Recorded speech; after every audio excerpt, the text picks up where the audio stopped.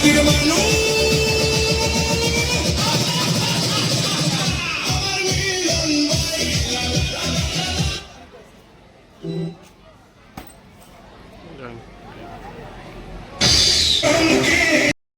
যে দায়িত্ব দিয়েছেন আমারে, একটা সাংবিধানিক দায়িত্ব বিধায়ক হিসাবে, এই দায়িত্ব পালন করার লাগি আগামী 5 বছর যাতে আমিও ভগবানের প্রার্থনা করলাম, আপনারা ঈশ্বরের পরম পিতার কাছে প্রার্থনা করেন যে অহংকার শূন্যভাবে, মনে যাতে কোনো অহংকার হয় না। আজকে যেভাবে আপনারা আদর আপ্যায়ন পাইছি, আবেগিক আপনার মধ্যে দাঁড়াইয়া কথা কইরাম, আগামী 5 বছরও যাতে আপনার মধ্যে এইভাবেই থাকিয়া আপনার ঘরের ছেলে হিসাবে কাজ করতে পারি, এতটুকু আপনারা আরো একবার আশীর্বাদ দিবা।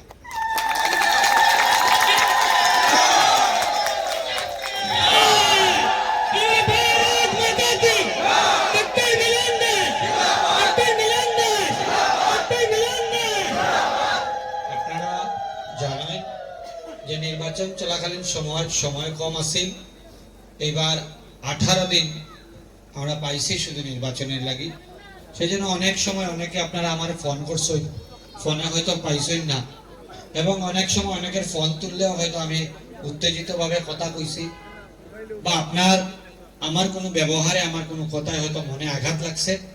আজকে এই মঞ্চে দাঁড়াইয়া ঘরের ছেলে হিসাবে আমি আপনার কাছে ক্ষমা প্রার্থী যে আমি আমার ব্যবহারে যদি আপনার কোনো মনে আঘাত দিয়া থাকি, তাহলে আপনারা সবাই নিজের ঘরের ছেলে হিসাবে আমারে ক্ষমা করবেন। এবং আমি প্রতিশ্রুতি দিলাম আগামী দিনে আপনার এই ছেলে বিধায়ক হিসাবে নয়, আপনার পাড়ার ছেলে, আপনার গ্রামের ছেলে হিসাবে এইভাবে কাজ করব, যাতে আপনারাও আপনারা বিধানসভার বাইরে গিয়া গর্ব অনুভব করেন, এবং মানুষে যাতে আপনারা বিধায়ক নিয়ে আলোচনা করে, ভালো আলোচনা করে, এবং আপনারা যাতে কইতে পারেন যে আমার বিধায়ক আমার গ্রামে আইছি, আমার বিধায়ক আমার ঘরে আইছি। এই ব্যবস্থা যাতে খাড়া হয়, এই ব্যবস্থা খাড়া করার লাগে 5 বছর আমি 24 ঘন্টা আপনার মধ্যে সক্রিয় থাকিয়া কাজ করব।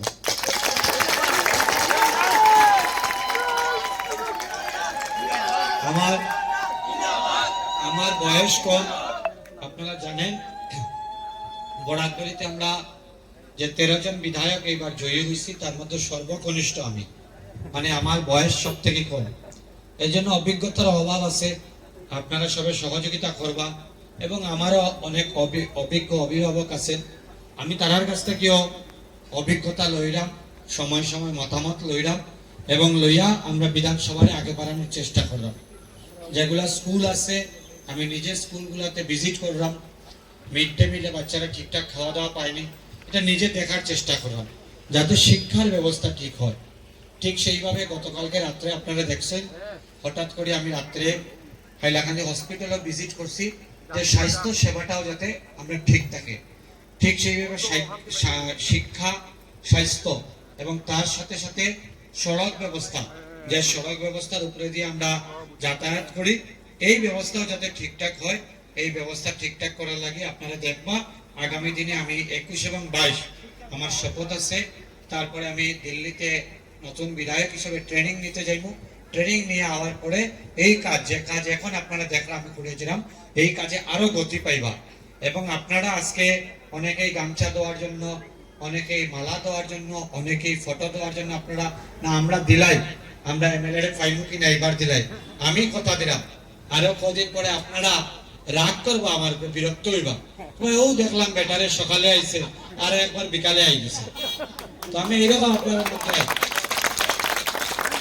আমি সুইচড অফ বিধায়ক নাই, আমি নট রিচেবল বিধায়ক নাই, আমি রিচেবল বিধায়ক, সুইচ অন আলা বিধায়ক। আমি আমার মোবাইল কোনো সময় সুইচ অফ হয় না।